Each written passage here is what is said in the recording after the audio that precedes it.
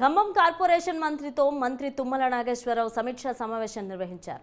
అయితే ఆగిన పనులను త్వరితగతిన పూర్తి చేయాలని అధికారులను ఆదేశించారు.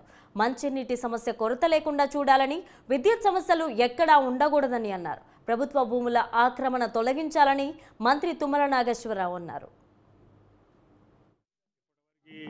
జరుగుతున్నటువంటి పనులు, జరగాల్సినటువంటి పనులు, ఇప్పుడున్నటువంటి స్టేటస్, ఇప్పుడున్నటువంటి బడ్జెట్, కావాల్సినటువంటి పనులన్నింటినీ కూడా ఏదైతే స్టార్ట్ చేసి ఉన్నారో, పనులు మధ్యలో ఆగిపోయినాయో వాటన్నిటినీ పూర్తి చేయమని చెప్పడం జరిగింది. క్వాలిటీ కూడా చెక్ చేసిన తర్వాత, క్వాలిటీ కంట్రోల్ సర్టిఫై చేసిన తర్వాత బిల్లులు ఇవ్వమని చెప్పడం జరిగింది.